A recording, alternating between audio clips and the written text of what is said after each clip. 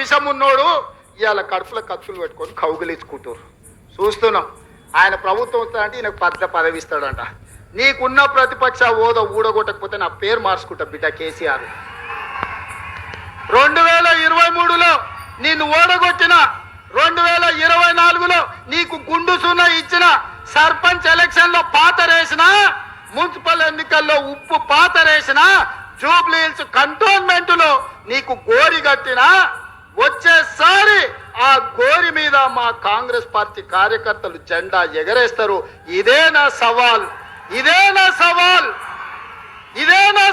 Congress party కార్యకర్తల తరఫున.